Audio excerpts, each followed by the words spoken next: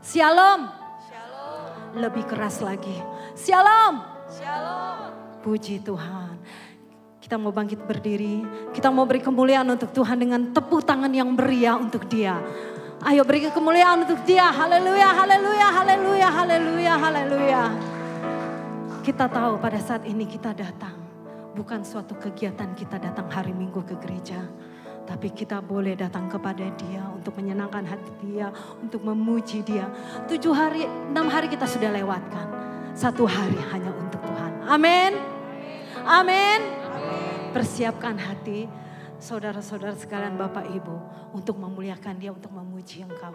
Biarkan roh Allah boleh melayang-layang pada saat ini. Biarkanlah roh Allah boleh memenuhi saudara dan saya pada saat ini. Sehingga kita boleh tenggelam di dalam hadirat Tuhan. Dan yang mungkin pada saat ini sedang datang kesusahan, pulang bawa kebebasan. Yang mungkin pada saat ini datang dengan penyakit, pulang bawa kesembuhan. Amin. Mari kita memuji Tuhan, kita memuliakan Tuhan. Sebelumnya kita mau berdoa dulu. Yesus, Engkaulah Raja kami, Engkaulah Tuhan kami. Engkau Allah yang dahsyat dan Engkau Allah yang luar biasa ya Bapa. Saat ini Tuhan kami datang kepadamu Tuhan.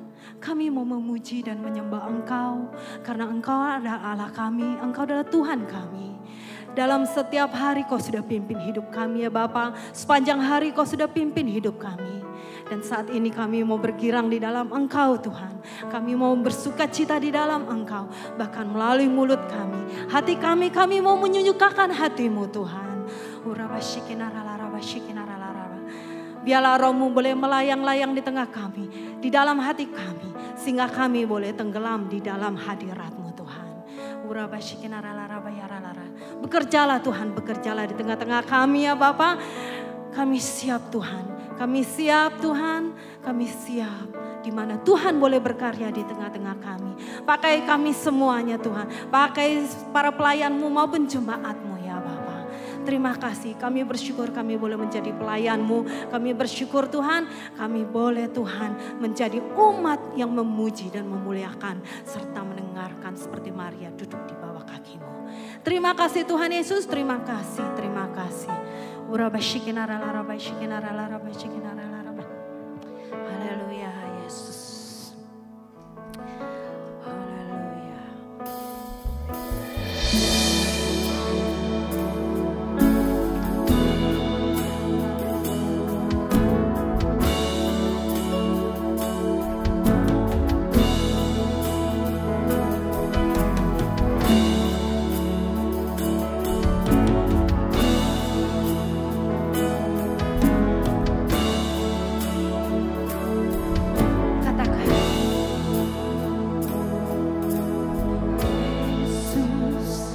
Kau telah memulai segala yang baik dalamku.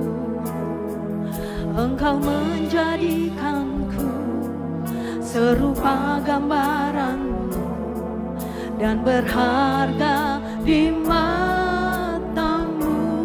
Katakan, Yesus, Yesus, Kau telah memulai karya yang mulia dalamku. Kau berikan hidup-Mu sebagai ganti dosaku. Karena kasih-Mu padaku,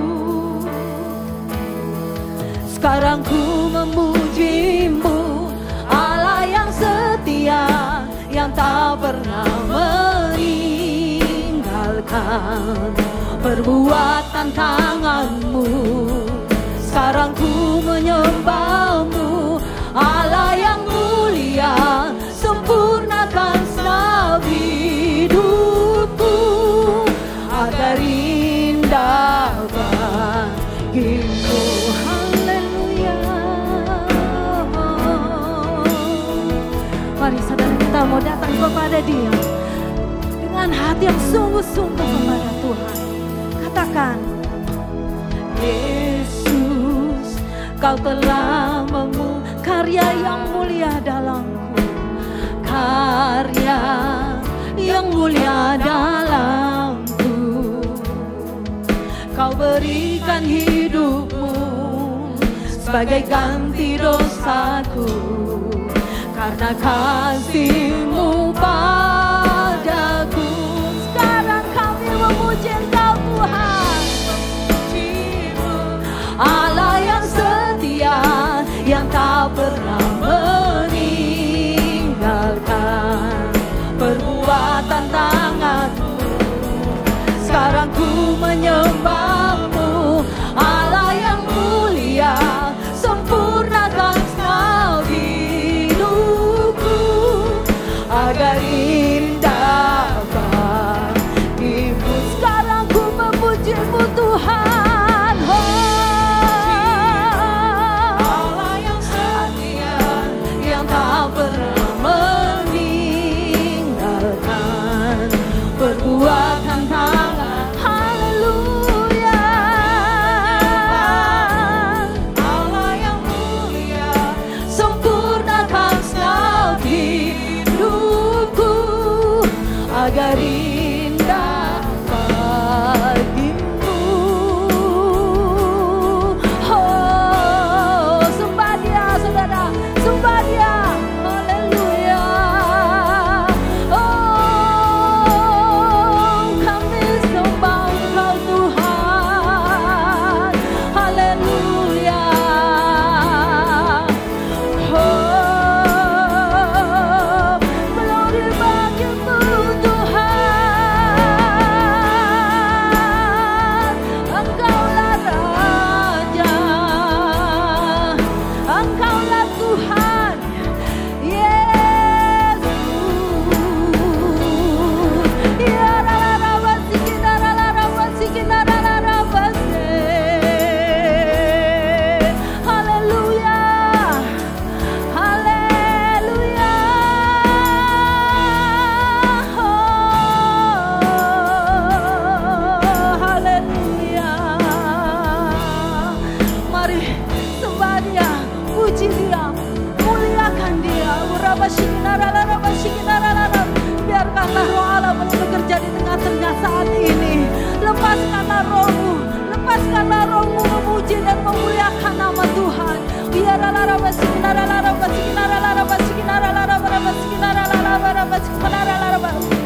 Haleluya, haleluya.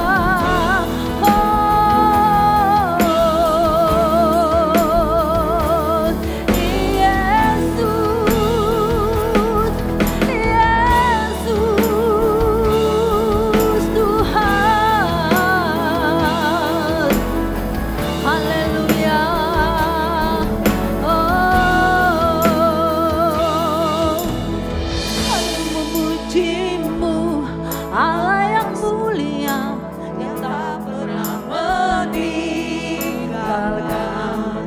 perbuatan tangan-Mu.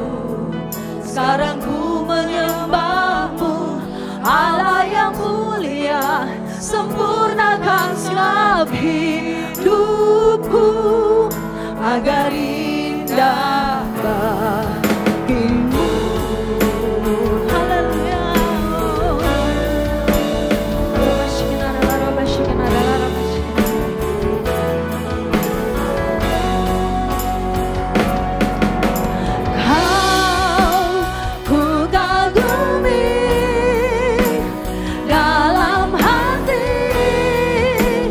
Kasih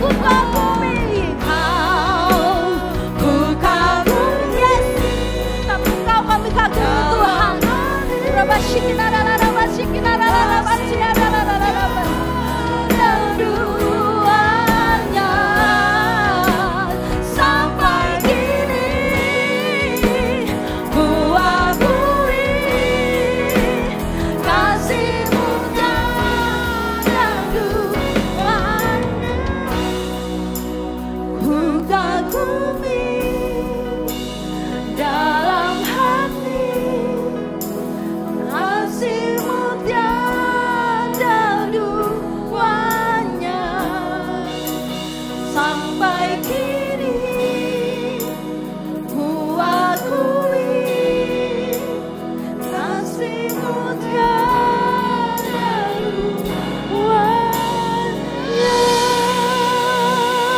Beri kemuliaan Tuhan. Haleluya, haleluya.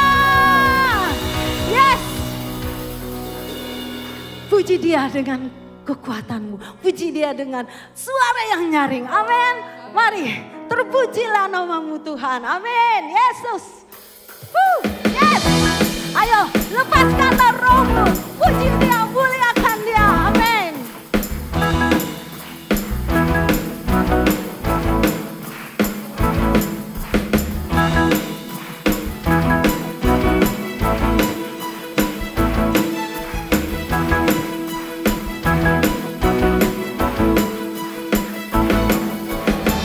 Terpujilah nama-Mu Tuhan. Amin. Kuat dan penuh kemuliaan, satu suara kami nyatakan, kebesaran Engkau selamanya. Terpujilah nama-Mu Tuhan. Terpujilah nama-Mu Tuhan. Amin. Ajaib dan penuh keagungan, satu hati kami nyatakan, apa? Kerajaan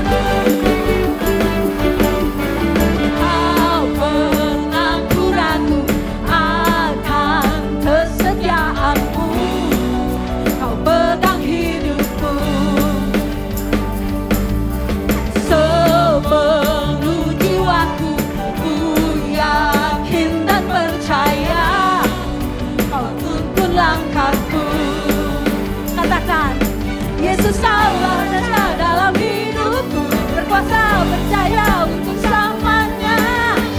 Hanya Kau Tuhan, sumber kekuatan, kuasa-Mu tercurah bagiku senantiasa. Denganmu Tuhan, ku kan berjalan dari kemuliaan sampai kemuliaan selamanya.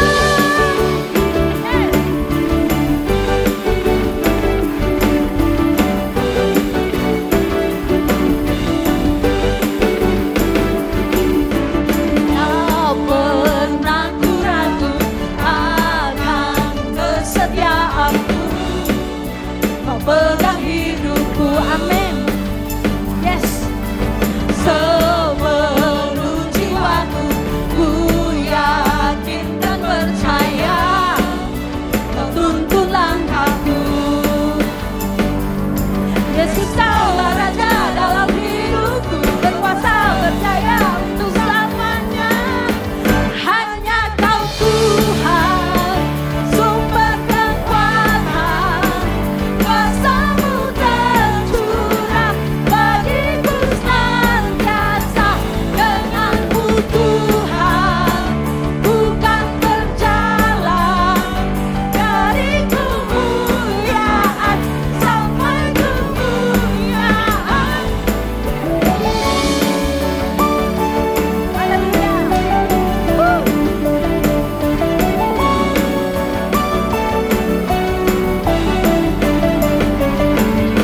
Kaulah raja dalam hidupku, kuasa percaya untuk selamanya.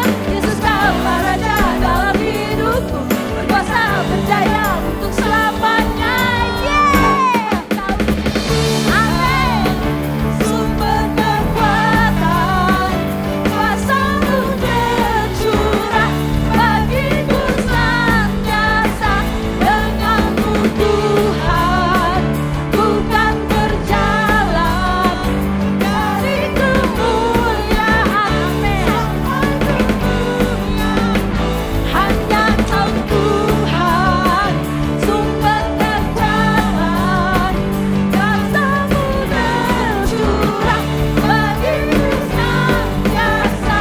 Denganmu Tuhan, ku kan berjalan dari kemuliaan sampai kemuliaan selamanya.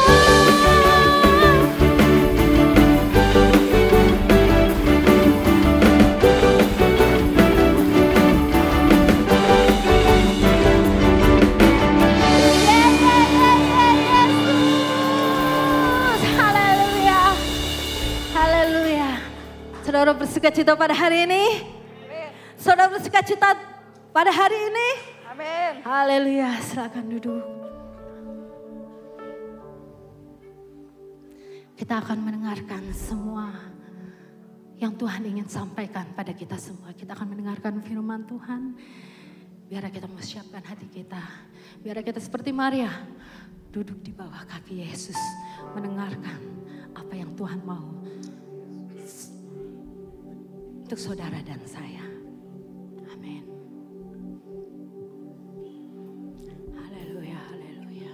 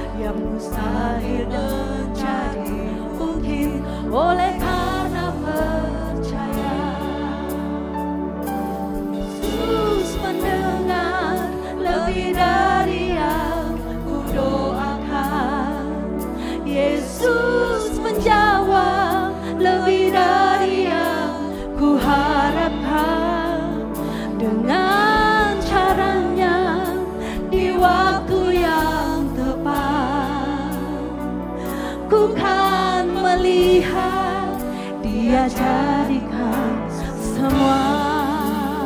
Haleluya.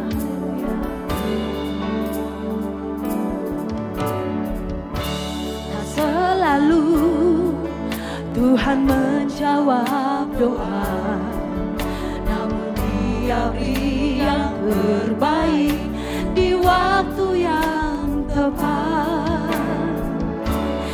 Izinkanlah Tuhan untuk bekerja yang mustahil menjadi mungkin oleh karena percaya. Yesus mendengar lebih dari yang ku doakan. Mari kita bangkit berdiri. Yesus menjawab lebih dari yang ku harapkan. Dengan caranya di waktu yang tepat, ku kan melihat Dia jadikan semua.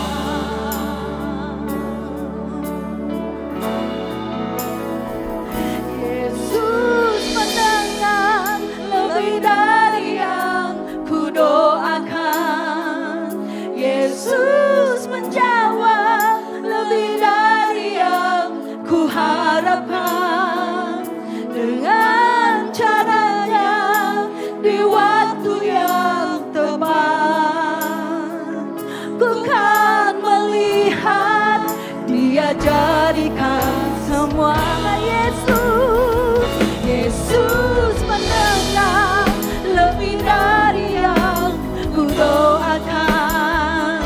Yesus menjawab lebih dari yang ku harapkan. Dengan caranya di waktu yang tepat, ku kan melihat Dia jadikan semua.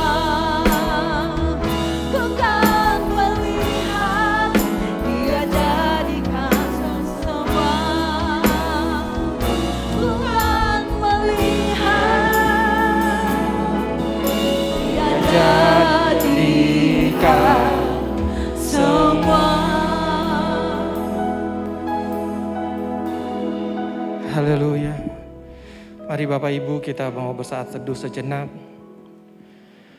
Biar arahkan hatimu, pikiranmu kepada Tuhan.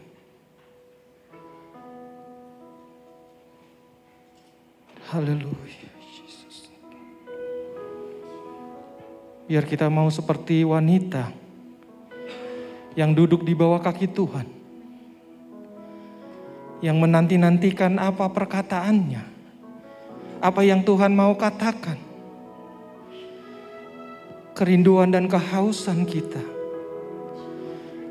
akan firman, akan sabda Tuhan. Jangan sia-siakan kesempatan pagi ini. Kita sudah memuji, menyembah Tuhan.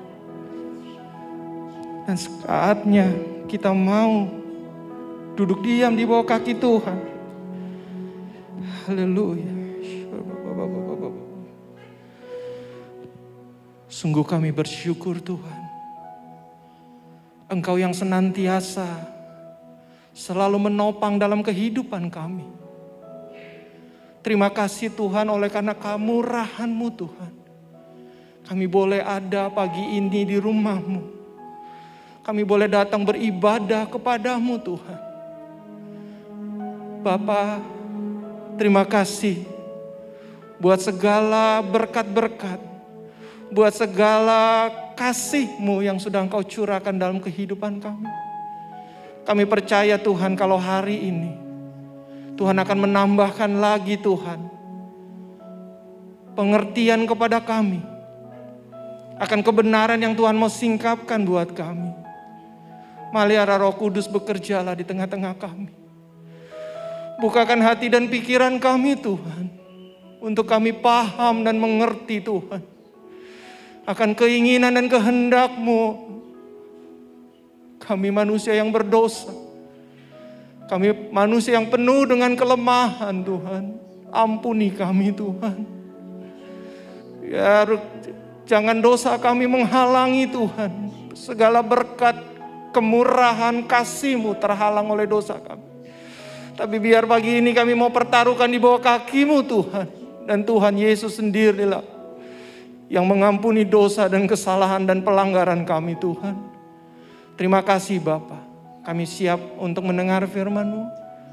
Oleh karena kemurahan Roh Kudus yang menuntun kami, memberi kepengertian kepada kami, hikmat kepada kami. Sehingga kami boleh mengerti akan setiap firman yang disampaikan pada kami.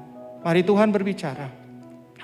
Hamba sebagai perantara, izinkan hamba untuk menyampaikan kepada jemaat-Mu Tuhan. Tetapi sesungguhnya Tuhanlah yang berkata-kata kepada kami. Templak kami Tuhan, bersihkan kami Tuhan dengan firman-Mu. Supaya hamba-Mu dan semua jemaat yang hadir pada pagi ini juga boleh menjadi yang berkenan di hadapan-Mu. Terima kasih Tuhan, di dalam nama Yesus kami berdoa. Haleluya, yang percaya katakan amin. Silakan duduk. Shalom. Kayaknya cuma 2 orang ya. Shalom. Oh ya, puji Tuhan ada banyak. Gimana kabarnya Bapak Ibu, saudara-saudara sekalian? Wah, luar biasa ya. Tetap sehat ya.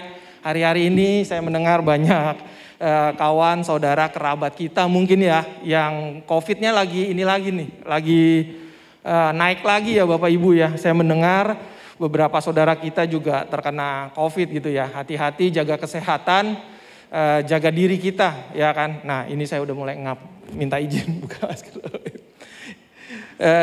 Bapak Ibu tetap jaga kesehatan ya. Saya sekarang berhubungan dengan orang-orang kesehatan, jadi mereka bilang bahwa ya susah juga ya, kita tetap harus jaga kesehatan, mengikuti aturan-aturan yang berlaku. Nah pada pagi hari ini Bapak Ibu saudara-saudara sekalian, tema gereja bulan November seperti yang Bapak Gembala sudah sampaikan, 3 bulan ya, kita sudah diberitahukan 3 bulan. Tema dari Oktober, November dan Desember itu adalah build your career ya, membangun karir gitu ya, membangun karir. Bulan Oktober kita sudah membahas karir yang mana nih, yaitu Bapak Gembala menekankan karir kepada diri kita. Terutama karir di dalam pelayanan, karir di dalam mengikut Tuhan, dalam iman kita kepada Kristus, membangun karir dalam kekekalan. Bulan Oktober kemarin kita sudah membahas, dan bulan ini kita akan membahas bagaimana karir dalam keluarga ya. Sebelum kita berkarir ke lebih luas ya, tetapi bagaimana kita berkarir di dalam keluarga ya. Jadi bangun karir kita. Apa sih pengertiannya? Apa sih maksudnya? Apa sih maknanya tentang membangun karir di dalam keluarga? Nah itu tema kita pada bulan November ini. Nah keluarga adalah, kalau kita lihat, saya coba kalau setiap tema itu saya coba melihat tema ini dan mengambil bagian-bagiannya gitu. Saya mulai memahami dulu satu bagian ini sehingga akhirnya saya bisa menggabungkan atau saya bisa membuat pengertian yang saya pahami bahwa sebenarnya adalah seperti ini. Jadi saya coba melihat membangun karir dalam keluarga. Nah, karir itu sendiri apa sih? Apa ya pengertian karir gitu ya kan? Kita lihat dulu di situ apa pengertian karir. Jadi daripada susah-susah kita ke sono ke sini, kita lihat kamus bahasa Indonesia saja deh. Karena kita orang Indonesia ya, berpedomannya pada kamus besar bahasa Indonesia. Itu yang sudah berlaku dan ada di negara kita. Jadi karir itu dikatakan di sini perkembangan. Nah, ya, catat nih, perkembangan ya. Dan ada bukan atau tapi dan. Perkembangan dan kemajuan baik pada kehidupan, pekerjaan atau jabatan seseorang. Jadi karir itu adalah perkembangan dan kemajuan. Jadi dalam kita berkarir, baik itu di sini dikatakan baik dalam kehidupan, dalam pekerjaan ataupun dalam jabatan kita, harus ada yang namanya perkembangan. Perkembangan itu kan meningkat ya. Ya, dan di sini dikatakan ada kemajuan, ada peningkatan. Kalau yang disebutnya turun anjlok itu bukannya karir kali ya, yang dimaksud dari pengertian kamus besar bahasa Indonesia ini ya. Tetapi karir itu adalah sesuatu yang menanjak, sesuatu yang meningkat, sesuatu yang berkembang, sesuatu yang maju, itulah karir. Nah, kita stop dulu sampai di sini ya, membangun karir. Jadi membangun perkembangan, sesuatu yang bertumbuh, sesuatu yang berkembang dalam kehidupan kita, sesuatu yang maju dalam kehidupan kita dulu. Nah, di sini ditekankan dalam keluarga. Ya, dalam keluarga. Baru denger nih, Karir dalam keluarga, ada juga karir dalam pekerjaan, karir dalam dalam kantor gitu ya, dalam usaha karir. Biasanya karir dalam pekerjaan ya, wah tadinya dia eselon 1 naik eselon 2, eselon 3, eselon 4 gitu ya. Tuh dia terus naik, itu namanya karir. Tapi ini bagaimana dengan keluarga? Saya menangkap maksud Bapak Gembala adalah bagaimana kita, ya setiap individu dalam keluarga membangun sesuatu yang bertumbuh, membangun sesuatu yang berkembang, membangun sesuatu yang maju di dalam keluarga kita. Ya, di sini dikatakan keluarga adalah lembaga masyarakat yang paling kecil, tetapi paling penting dalam bermasyarakat. Jadi keluarga adalah lembaga yang terkecil dalam masyarakat. Dan ternyata keluarga ini merupakan sesuatu yang penting juga dalam masyarakat. Bapak Ibu, ya, masyarakat tidak akan kuat kalau keluarga-keluarga yang ada di dalamnya tidak kuat. Masyarakat akan rubuh atau tidak kokoh kalau orang-orang keluarga-keluarga yang ada di dalam masyarakat ini adalah bukan keluarga yang baik. Pasti akan ada hal-hal kekacauan, akan masalah yang banyak terjadi.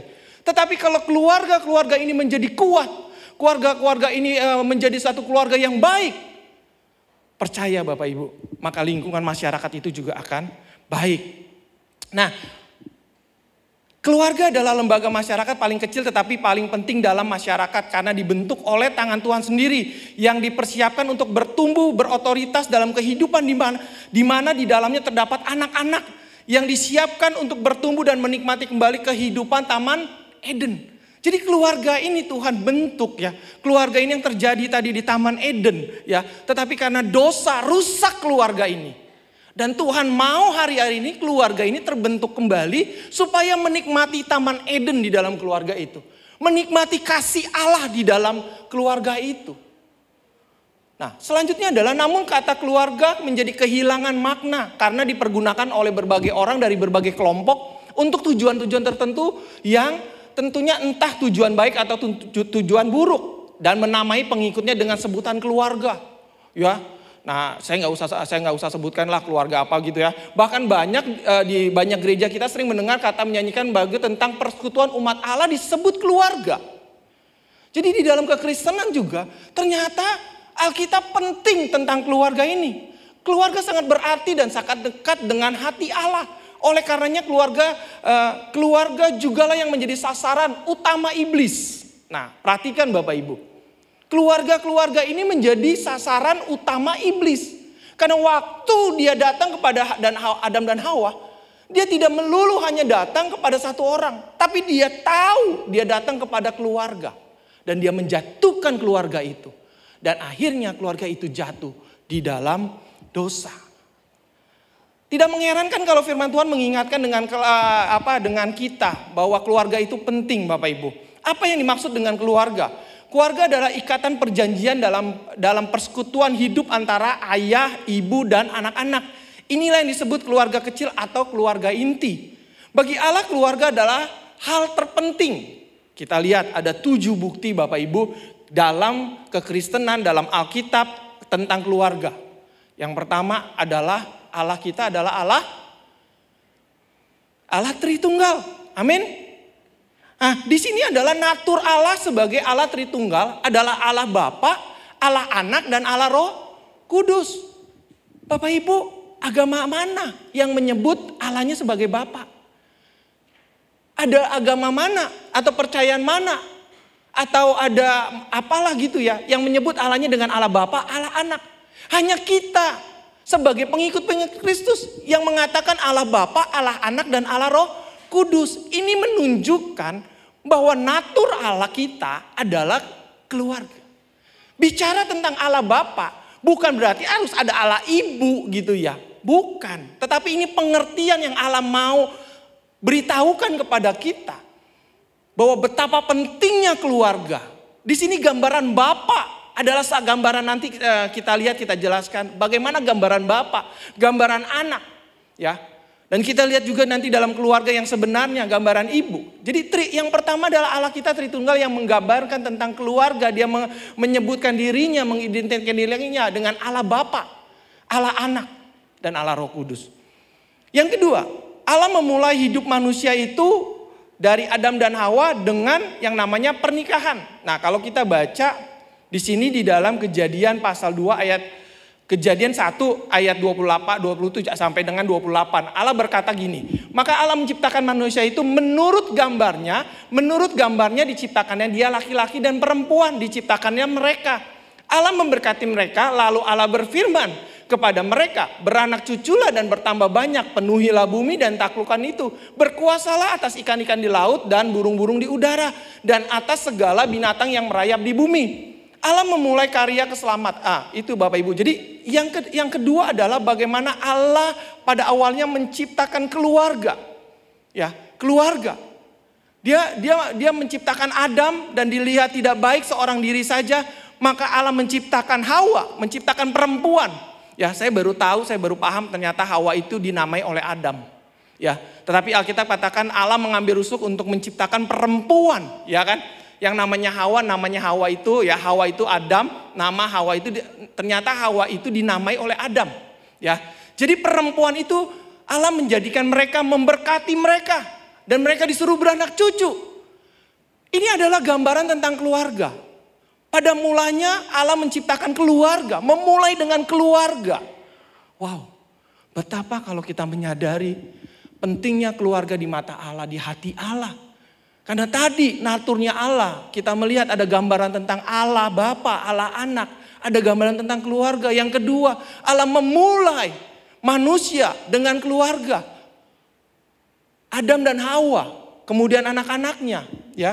Yang ketiga di sini kadang Allah memulai karya keselamatan melalui keluarga. Apalagi nih? Bapak Ibu, kita lihat di Kejadian 3 ayatnya yang ke-15. Aku akan mengadakan permusuhan antara engkau dan perempuan ini, antara keturunanmu dan keturunannya akan meremukan kepala, ya. Keturunannya akan meremukan kepalamu dan engkau akan meremukan tumitnya, ya. Ayat selanjutnya dikatakan apa Bapak Ibu?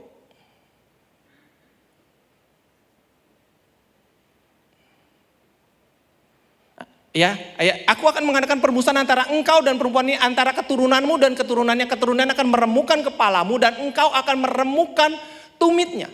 Bicara tentang keluarga lagi, karya keselamatan Allah dimulai pertama dengan keluarga, keturunan. Bicara tentang keturunan pasti ada anak, ada keturunannya nanti ya, ada keluarga kan.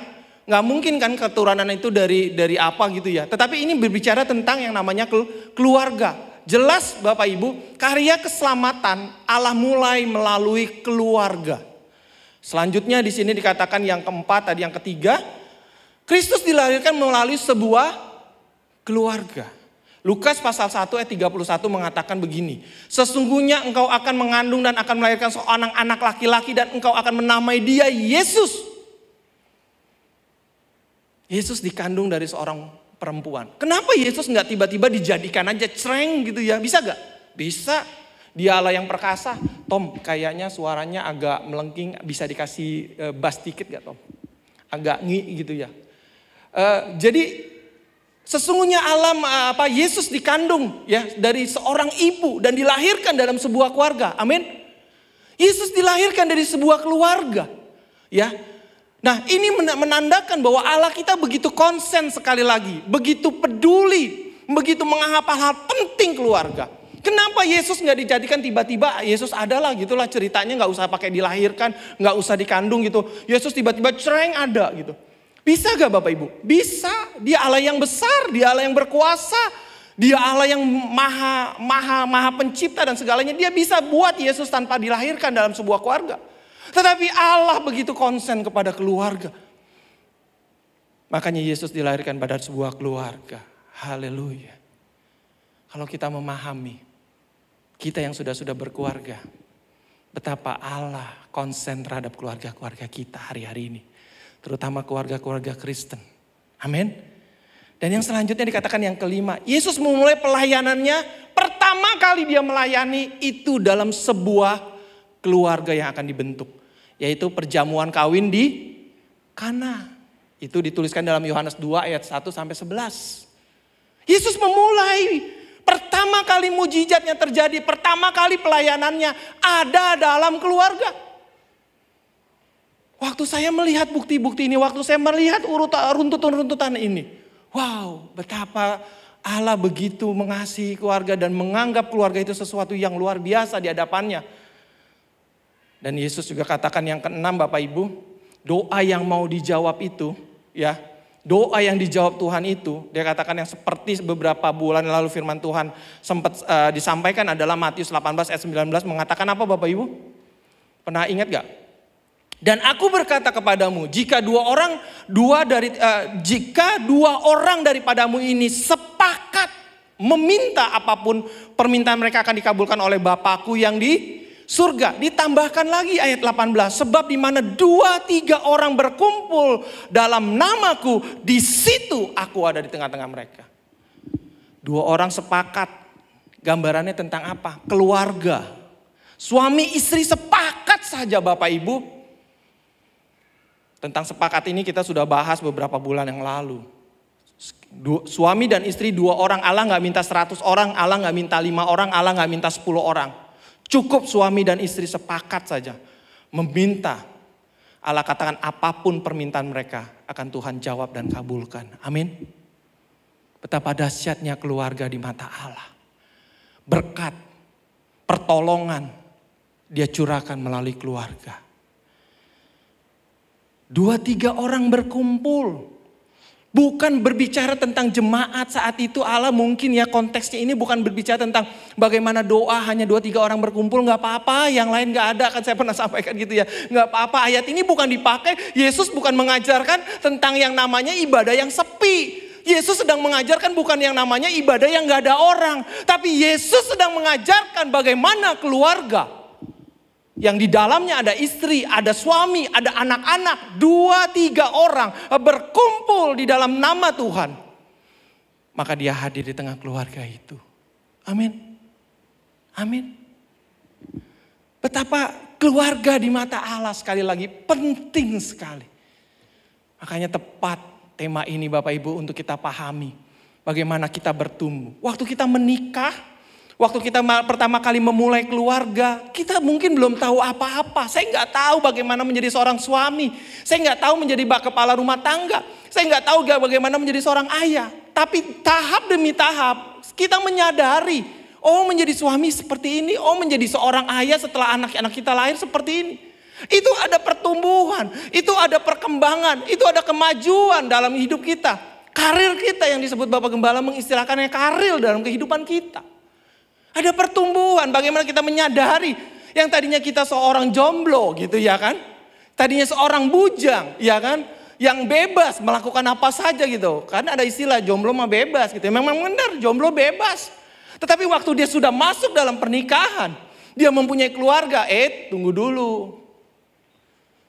Di situ kita belajar, di situ kita bertumbuh, di situ kita berkembang. Di situ kita ada kemajuan dalam kehidupan kita. Karir dalam kehidupan kita, ada karir dalam kehidupan kita, dalam keluarga kita. Dan yang terakhir, yang ketujuh dikatakan apa? Akhir zaman pun digambarkan dengan keluarga. Wahyu pasal 19 ayat 7 katakan gini, marilah kita bersukacita dan bersorak-sorai dan memuliakan Dia. Karena hari perkawinan anak domba telah tiba. Dan mempelainya, nyanyi itu besar siapa? Kristus mempelainya telah siap. Untuk menjemput kita sebagai mempelai wanitanya. Akhir dari zaman ini pun diakhiri dengan keluarga. Pernikahan anak domba Allah. Awal dan akhir dan tengah dia mulai semua dengan keluarga. Kalau kita coba mempelajari dan memahaminya. Waktu saya mempersiapkan firman Tuhan ini, air mata saya gak tahan Bapak Ibu. Saya melihat bagaimana concern Allah terhadap keluarga. Dan saya mulai berdoa, saya bertanya sama Tuhan, bagaimana dengan keluarga-keluarga yang gagal Tuhan? Bagaimana dengan keluarga-keluarga yang hari ini sedang mengalami masalah untuk perpisahan Tuhan? Apakah memang rencana Allah? Apakah memang Allah kehendaki? Setiap keluarga punya permasalahan yang masing-masing kompleks di dalamnya. Saya tidak mau menyalahkan suami, istri, anak-anak. Tetapi kalau hari ini masih ada kesempatan, ketahuilah Allah sangat mengasihi keluarga. Allah sangat mencintai keluarga. Dan dia mau bekerja di dalam keluarga. Dan dia mau memberkati di dalam keluarga. Dia mau mencurahkan segala sesuatunya dalam keluarga. Ini buktinya. Alkitab sudah menuliskan kepada kita, Bapak Ibu Saudara-saudara sekalian. Kalau hari ini ada keluarga-keluarga yang sedang mengalami masalah, ingat, kasih Tuhan ada dalam keluarga. Cuman masalahnya satu, egoisme kita masing-masing. Karena kita tidak ada mau mengalah, kita menganggap diri kita benar. Tapi kalau kita masing-masing mau merendahkan diri, jangan kepada suami, jangan kepada istri, jangan kepada anak-anak, tapi kepada Tuhan. Maka apa yang terjadi? Tuhan akan menarik hati-hati yang lemah, yang merendah itu menjadi satu kembali. Amin. Kadang-kadang kan kita ego, kadang-kadang kan laki-laki pride-nya tinggi. Oh ngapain gue minta maaf ke istri gue. Gue laki-laki, gue pemimpin, gue kepala keluarga, gue yang cari nafkah. Istri gue cuma di rumah gak ngapa-ngapain. Pride-nya tinggi. Ngapain gue minta maaf? Dia dong yang harusnya minta maaf. Oke, gak apa-apa. Istri juga bilang gitu. Lu gue udah bantuin lu. Kalau gue hitung-hitungan sama lu, dia bilang. Lu bayar pembantu sebulan berapa? Lu bayar guru les berapa sebulan? Dia bilang ya kan. Lu bayar ini berapa? Wah kan tugasnya ibu kan di rumah juga bukan tugas yang gampang tuh ya. Suami kalau keluarin duit buat bayar semuanya, sama tuh apa yang dikeluarkan istrinya ya. Maaf kata nih, bantu rumah tangga berapa duit sebulan. Ya, pengasuh anak berapa duit, guru les berapa duit. Ya, terus apalagi bawa ke dokter, bawa apa, ngajarin anak, ngasuh anak, berapa duit. Wah, istrinya juga bilang, ngapain gue minta maaf ke dia. Dia dong yang minta maaf ke gue. Nah lu, gak ketemu dah. Ketemunya di jembatan kali ya. Bapak Ibu, oke. Kalian masing-masing kita suami istri gak mau saling mengalah. Mari tundukkan dirimu di hadapan Tuhan. Dan saya percaya waktu kita mendekat kepada Tuhan, istri kita mendekat kepada Tuhan, maka kita akan dipertemukan oleh Tuhan. Tapi kalau kita makin menjauh sama Tuhan jauh, sama istri jauh ya makin melebar. Makanya perpecahan terjadi karena hal itu. Tapi kalau masing-masing kita mau mendekat kepada Tuhan, maka kita akan dipersatukan oleh Tuhan. Itu tentang keluarga Bapak Ibu. Nah, bicara tentang keluarga, ada 3 komponen yang hari ini saya ingin sampaikan, firman Tuhan ingin sampaikan. Yang pertama adalah pria. Pria sebagai pemimpin, sebagai imam dalam keluarga.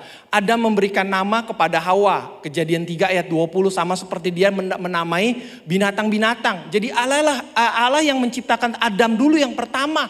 Allah mau menetapkan dia sebagai pemimpin di dalam keluarganya. Ya, ketika Adam dan Hawa jatuh di dalam dosa, Allah meminta pertanggungjawaban kepada Adam dulu. Enggak kepada perempuan, walaupun yang bertransaksinya itu si perempuan dengan ular. Betul gak? Yang bertransaksinya kan ular, si perempuan Hawa dengan ular. Adam kan gak tahu, tetapi kenapa pertanggungjawabannya itu kepada Adam? Karena memang Allah melihat Adamlah sebagai laki-laki, dialah yang bertanggung jawab kepada keluarganya. Demikian kita, hai bapak-bapak. Kalau ada sesuatu terjadi dalam keluarga kita, kitalah yang bertanggung jawab pada keluarga kita.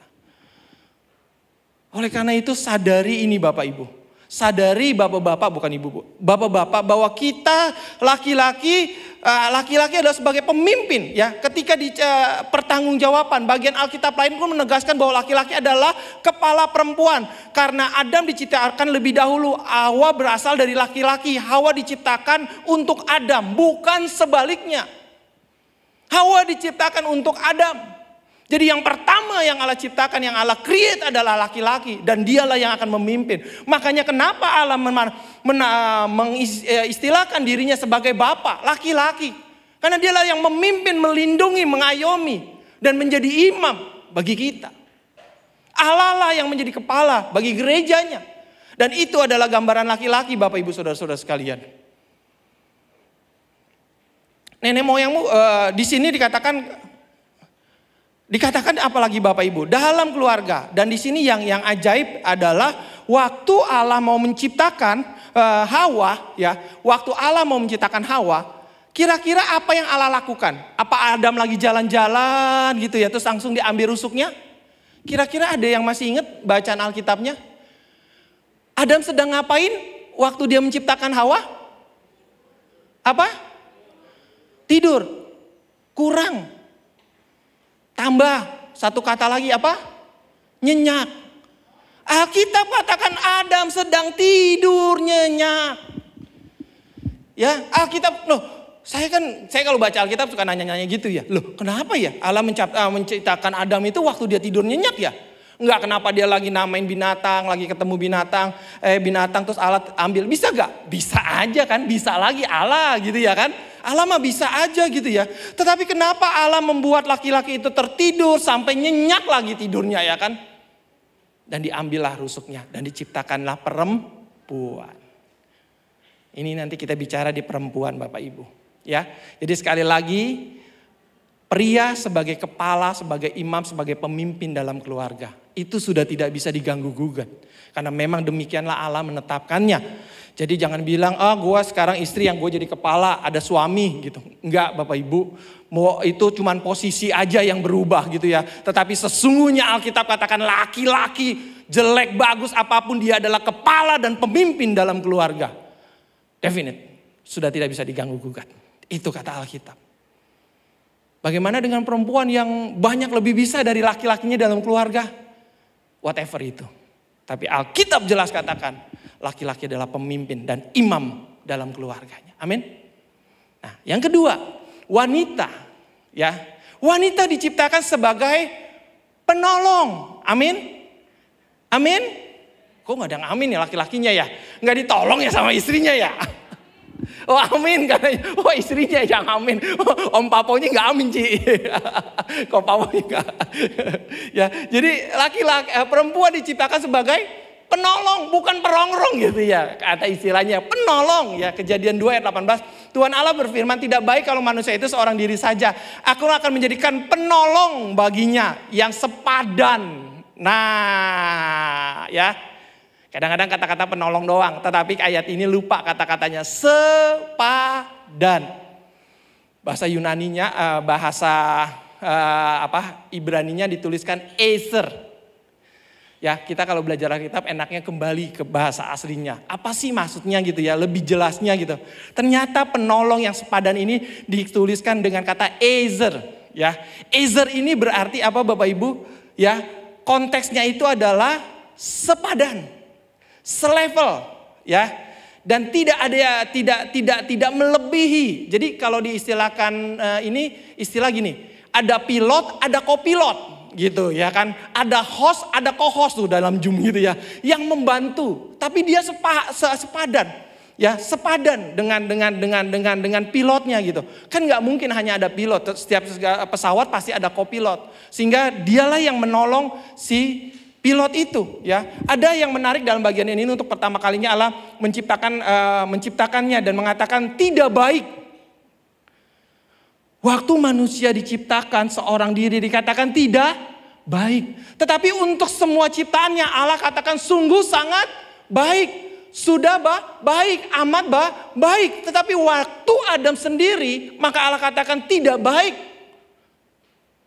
Nah, ini menandakan apa? Bahwa keseluruhan ciptaan Allah sudah sangat baik. Posisi Hawa sebagai ezer harus dibedakan dengan pembantu Bapak Ibu. Beda ya. Penolong itu adalah pembantu. Beda loh. Hawa itu bukan penolong seperti pembantu. Tetapi ezer. Ezer itu penolong yang sepadan. Punya level yang sama ya. Dari sisi arti kata ezer maupun konteks kejadiannya, tidak ada petunjuk yang mengarah kepada inferioritas ya Hawa dan Adam. Kenyataannya kata ezer dalam Alkitab justru seringkali dipakai untuk pilihan yang lebih kuat. Penyelidikan yang objektif dan komprehensif menunjukkan bahwa kata ezer pada dirinya sendiri tidak menyiratkan bahwa yang menolong lebih kuat daripada yang ditolong. Ya, kata ini hanya menunjukkan bahwa yang ditolong tidak memiliki kekuatan yang cukup sehingga yang membutuhkan orang lain. Makanya tadi kembali kenapa Hawa diciptakan, perempuan diciptakan pada waktu Adam sedang tidur nyenyak. Gambarannya adalah Adam sedang keadaan lemah. Betul ya? Orang yang tidur nyenyak diserang, bisa gak dia ngelawan? Orang yang keadaan tidur nyenyak ditembak gitu, mati dia ya gak bisa ngelawan. Allah mau menunjukkan di tengah kelemahan pria, di tengah kelemahannya laki-laki, di tengah kelemahannya suami kepala keluarga, ada istrilah yang harus menopang. Amin. Ada istrilah yang harus menolong. Karena saat diciptakannya, Adam sedang tidur nyenyak. Dan Tuhan mengambil rusuk dari Adam untuk menjadikan perempuan atau Hawa itu. Jadi sekali lagi, kalau pembantu itu konotasinya ada inferior dan superior. Ada yang atas, ada yang bawah karena mereka digaji. Karena posisinya memang pembantu. Tapi wanita ini bukan pembantu. Tapi dia ezer yang memiliki pengertian sederajat. Penjelasan di hadap juga mendapat dukungan dari kata kenekdo, sepadan, yang menerangkan eser secara harafiah. Ini berarti seperti apa yang di hadapannya. Jadi sejajar apa yang di hadapannya. Kata yang muncul 2 kali ya, ini menyiratkan makna kesejajaran. Perempuan tidak lebih rendah, inferior atau lebih tinggi, superior daripada laki-laki. Nah, kalau kita memahami ini ya, kita sudah menjadi jelas. Satu kali saya memimpin persekutuan di kantor ya. Kebetulan saya ada di sekolah perawat ya, yang kebanyakan kan 80% perempuan ya. Bapak Ibu ya laki-lakinya cuma 5 orang gitu ya. Nah saya memimpin nih, kebetulan saya dapat tugas memimpin untuk diskusi kelompok ya. Seorang ibu tanya sama saya, Pak David ya kan, menurut Bapak gimana wanita yang bekerja, wanita yang berkarir, wanita yang berhasil dalam karirnya, dalam hidupnya ya kan. Apakah ini memang emansipasi wanita Pak, yang katanya dicetuskan oleh Raden Ajeng Kartini ya kan. Bagaimana menurut Bapak? Apa pandangan Bapak? Waduh, jawab apa ya? Kebetulan saya bukan perempuan gitu. Cuman saya diingatkan firman Tuhan seperti ini. Saya cuman jawab gini, Ibu, ya, bahwa wanita itu ya kan sekarang itu bekerja atau melakukan banyak hal bukan karena emansipasi. Tapi memang Alkitab sudah bilang bahwa dialah penolong yang sepadan. Kalau dia bekerja, kalau dia mencari nafkah, mungkin ada kelemahan dari suaminya di dalam keuangan. Kenapa tidak? Gitu ya kan? Wanita menolong, dia bekerja membantu suaminya, ya kan? Dan suaminya juga jangan egois, pekerjaan di rumah juga jangan dikerjakan bodoh amat gitu. Udah ditolong ya nolong juga, kan sepadan.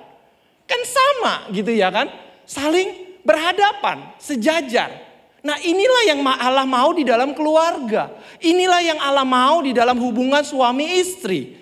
Jadi bukan karena saya mau bilang ya emansipasi itu karena pemikiran dan perkembangan zaman. Tetapi sesungguhnya Alkitab sudah katakan, wanita itu penolong. Kalau dia bekerja, dia berkarir, dia mencari uang, mencari nafkah bagi keluarganya, itu adalah penolong untuk keluarganya. Bukan berarti setelah itu dia akan menjadi superior gitu ya, bukan. Dan laki-laki juga jangan menganggap inferior kalau dia tidak bisa mencari uang. Kamu tetap adalah imam dalam keluarga itu. Engkau adalah pemimpin dalam keluarga. Jadilah pemimpin yang baik. Jadilah imam yang berkenan di hadapan Tuhan. Bawalah keluargamu kepada Tuhan. Itu yang Alkitab tegaskan Bapak Ibu. Kesejajaran tersebut tidak meniadakan perbedaan di antara mereka. Jenis kelamin mereka tetap berbeda. Dalam relasi keduanya Adam ditentukan kepala sebagai kepala.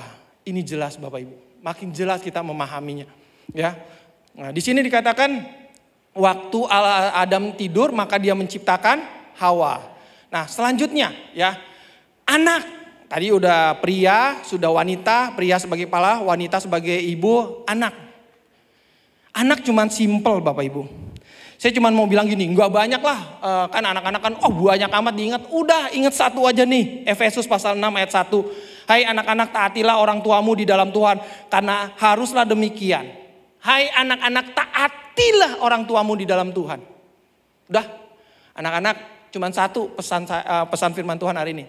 T-A-A-T aja udah. Amin.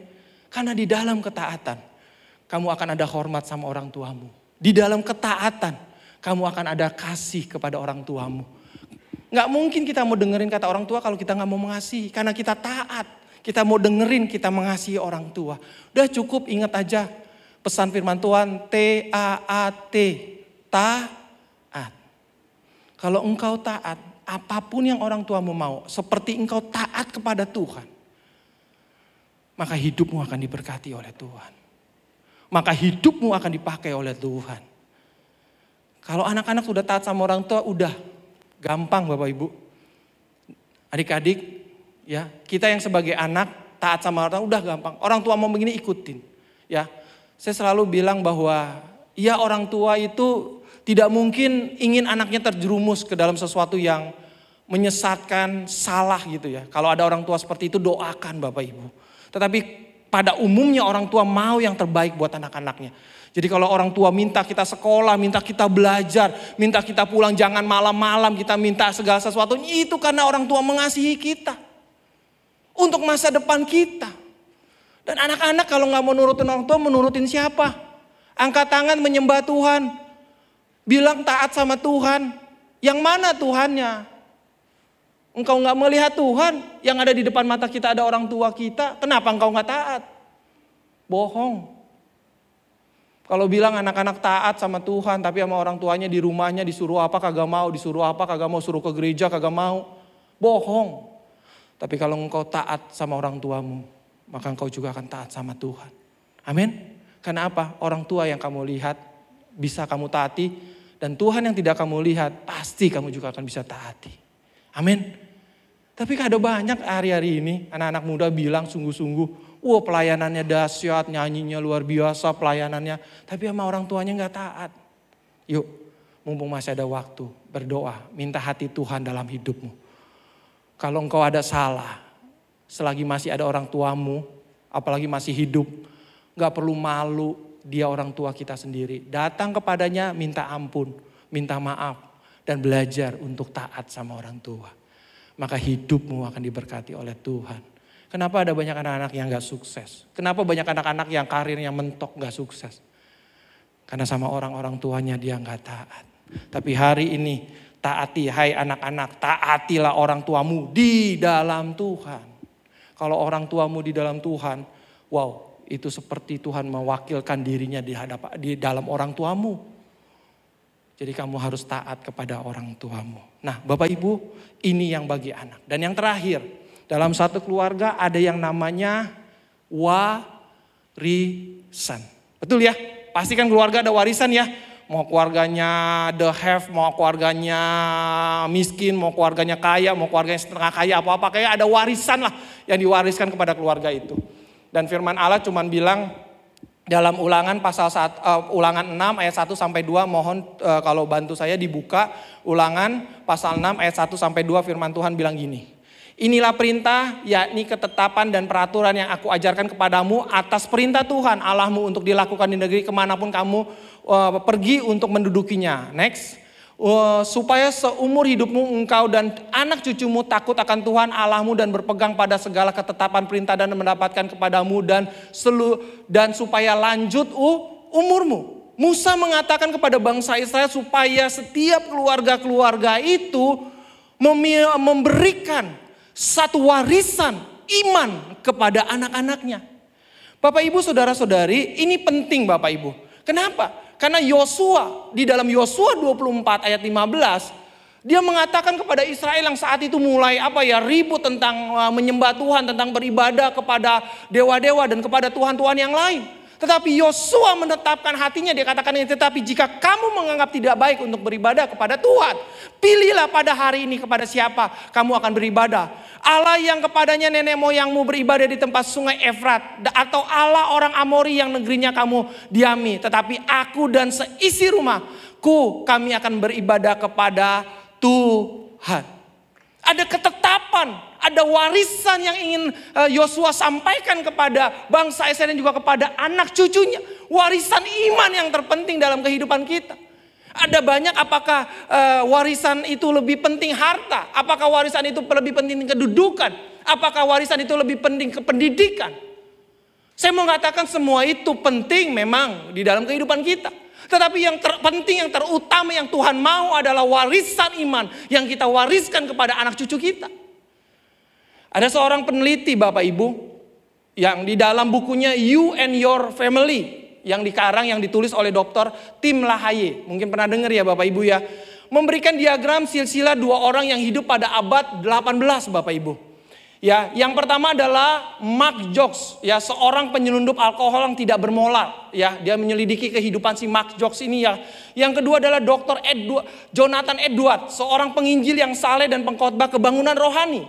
Jonathan Edward ini menikah dengan seorang wanita yang mempunyai iman dan filsafat hidupnya yang baik. Melalui silsilah kedua orang ini ditemukanlah bahwa dari Max Jocks ini terdapat 1026 keturunan. 300 orang mati muda. 100 orang di penjara. 190 orang menjadi pelacur. 100 orang menjadi peminum berat. Itu keturunan dari si Max Jocks. Orang yang tidak takut akan Tuhan. Tapi bagaimana? Dengan dari Dr. Edward terdapat 729 keturunan. 300 orang menjadi pengkhotbah. 65 orang menjadi profesor di universitas. 13 orang menjadi penulis. 3 orang menjadi pejabat pemerintah. Dan 1 orang menjadi wakil presiden Amerika. Bapak Ibu, ini membuktikan warisan dalam keluarga adalah hal yang penting. Saya berbicara ini bukan warisan tentang harta, tentang kedudukan, tetapi warisan tentang iman kita kepada keluarga kita. Bawa anak-anak kita untuk takut akan Tuhan.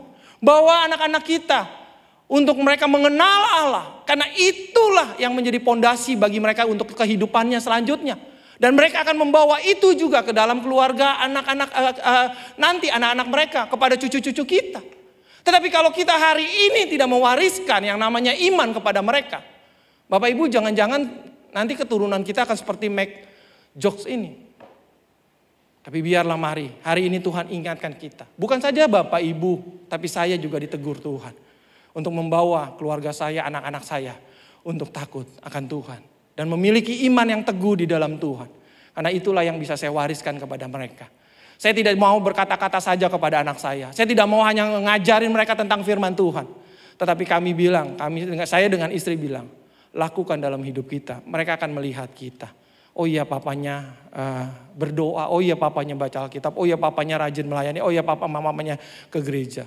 Kalau kita nggak suruh anak kita ke gereja, kita sering ke gereja, anak-anak sekarang kan lebih pintar. Papa mama aja kagak ke gereja, ya.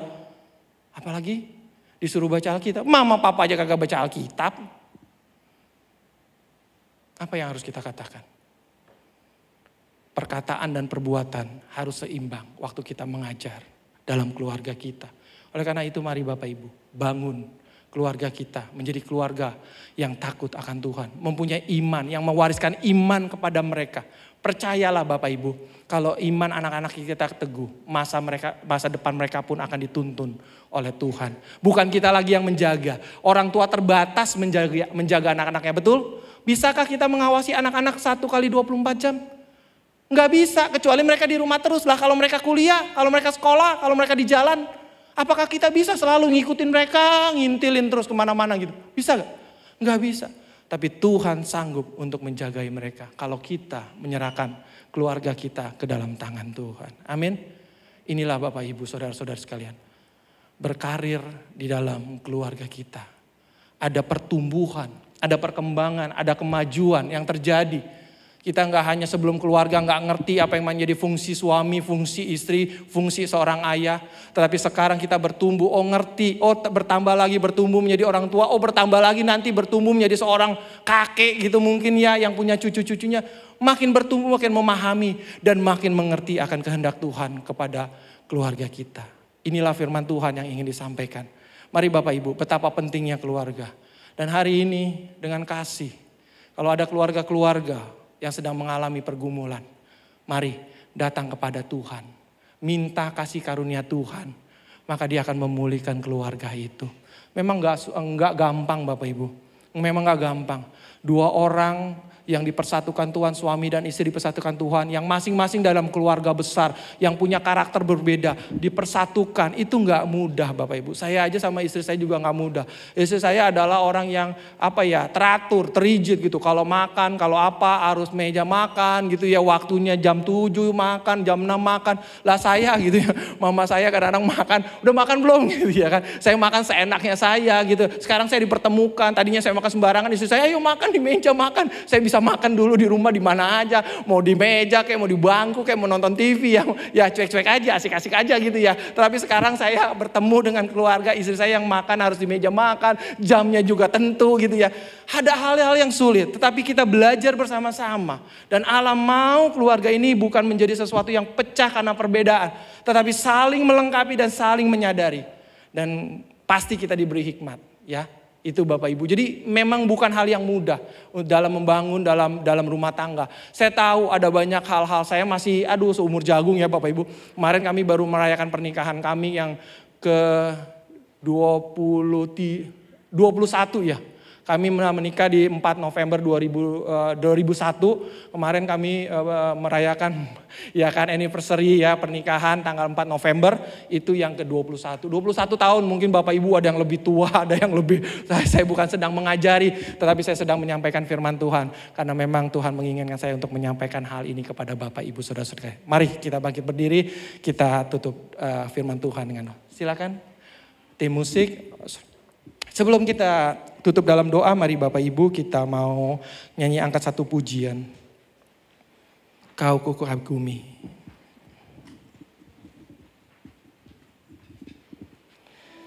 Haleluya, haleluya, Jesus. Terima kasih, thank you Lord Jesus.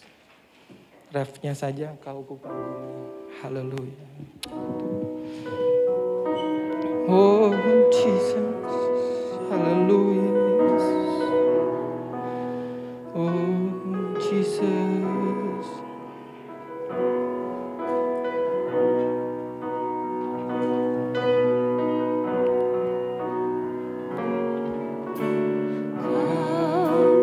Ku kagumi dalam hati,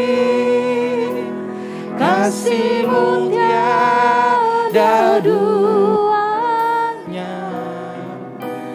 Sampai kini ku akui kasih-Mu tiada duanya. Kau kagumi.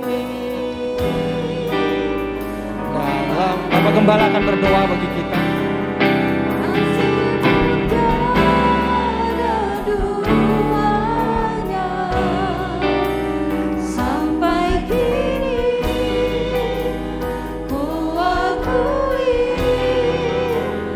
Kasih-Mu tiada duanya.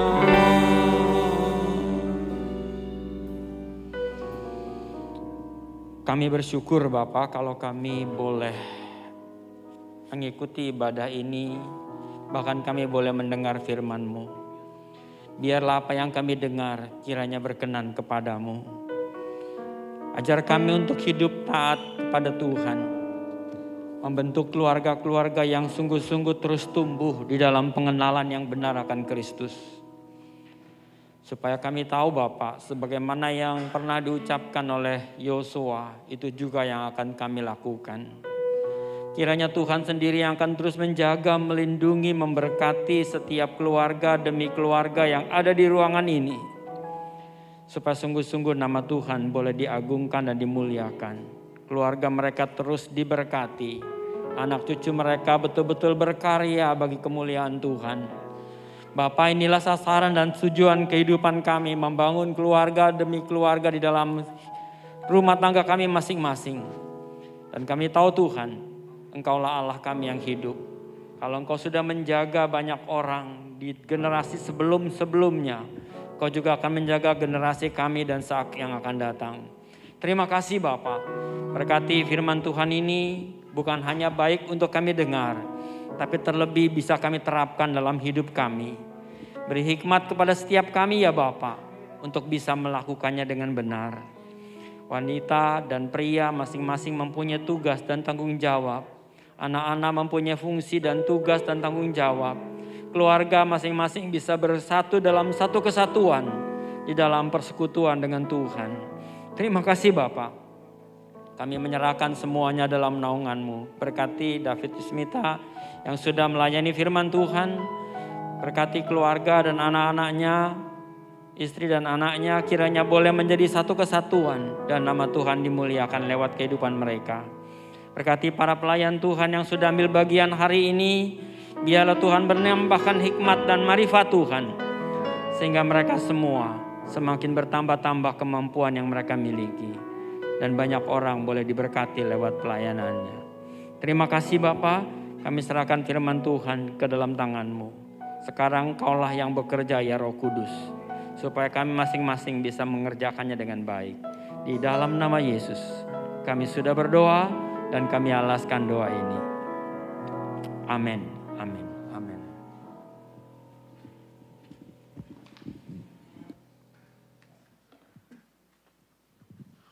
Tuhan, kita sudah mendengarkan firman Tuhan.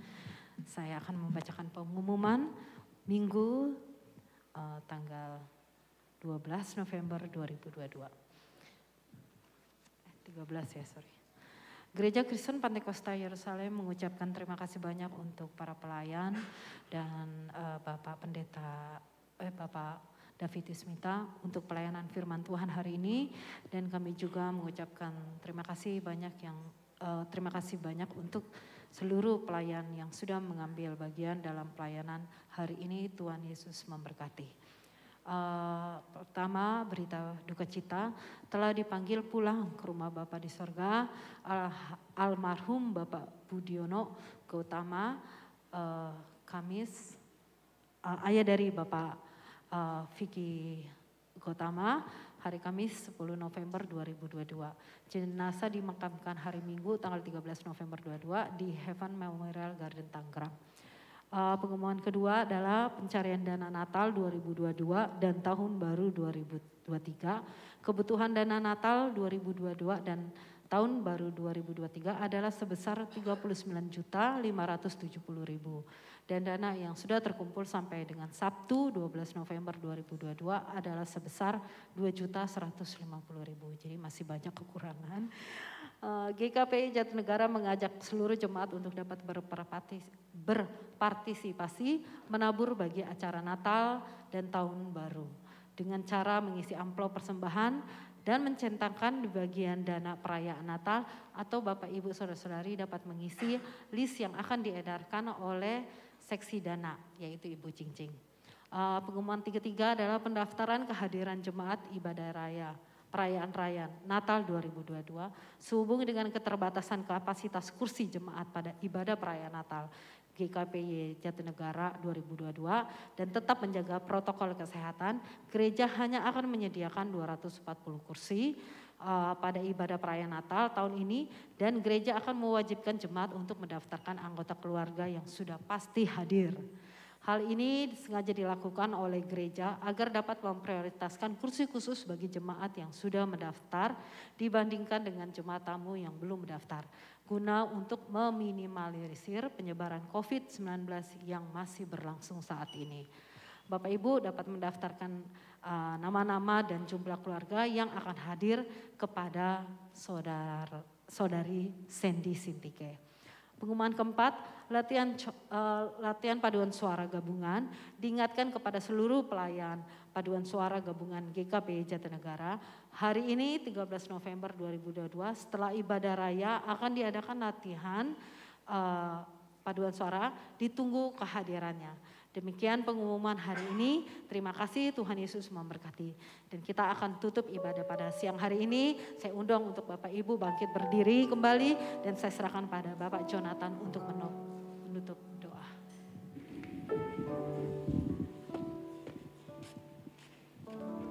Mari sekali lagi kita mau sama-sama satukan hati, kita mau akhiri ibadah ini. Bapa di surga, kami datang padamu.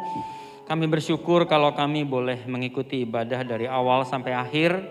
Kiranya Tuhan terus pimpin kami di dalam setiap aktivitas kegiatan kami hari-hari ke depan.